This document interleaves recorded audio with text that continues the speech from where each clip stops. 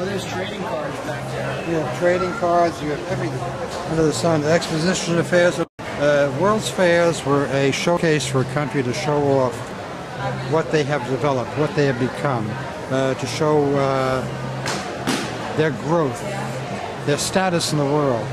And one of the biggest initially was the Crystal Palace in 1870s in London, which was one of the first big international fairs. We had the one in New York. You had Columbian Exposition. No, I haven't even got that yet. Yeah. You had 1876. You had in Philadelphia. You had the huge international exposition. It was the first really big one in the United States. The one that most people key on, and this is showing some of the things from various fairs, was the Columbian Exposition of 1893 in Chicago. That was sort of a watershed type of fair, and all sorts of ephemera was given out by all of the companies that were there. This is from Swift, a company which is, of course, fertilizers.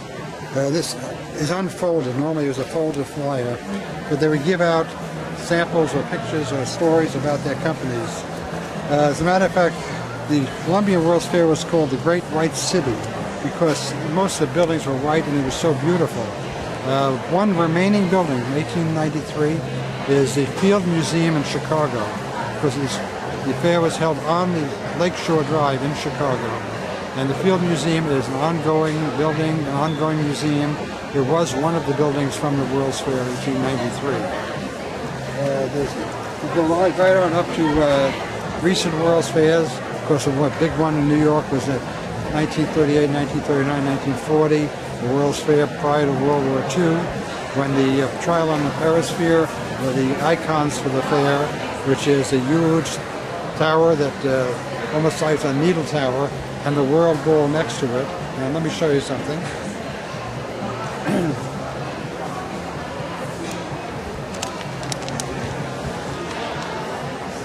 An official guidebook from the World's Fair.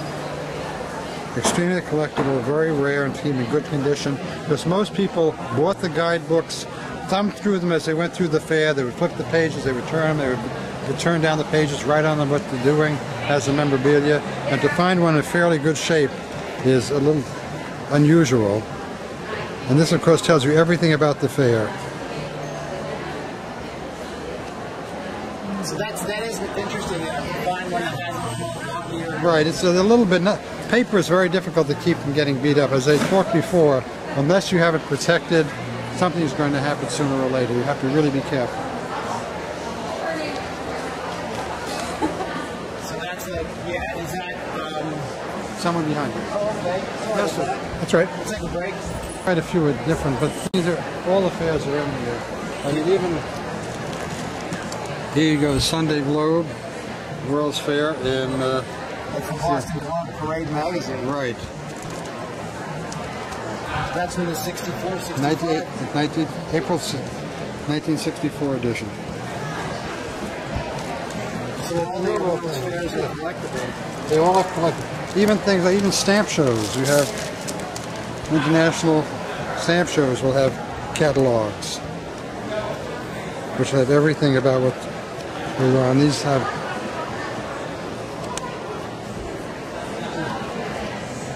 The ephemera, they gave out a lot of stuff at the World's Fair. most fairs, yeah, companies, countries gave out because they were all tooting their own horn. They were all trying to tell the world how great they were, what they did, and they gave out all sorts of ephemera. There probably are 20,000, 30,000 specific items, maybe more, from the Columbian World's Fair. Everything from clothing to flags to stop.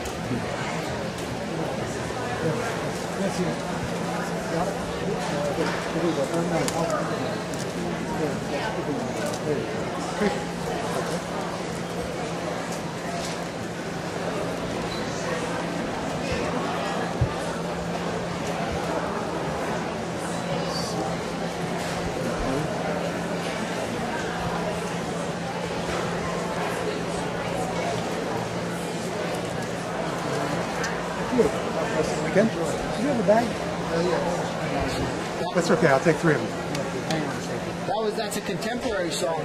Yes. Just tell me all about the Orford song. That's an Elvis Presley song sheet. Hey, can I see that? I didn't even see it. Look at that. It's neat. Absolutely. Are you an Elvis collector? I'm a music collector. Not necessarily an Elvis fan, but I am a music collector. Hey, Steve. And I collect sheet music, among other things. Oh, okay. But, you know, rock and roll, rhythm and blues sheet music. Thank you very much. I'm glad you saw that. Yeah, so am I. Thanks a lot.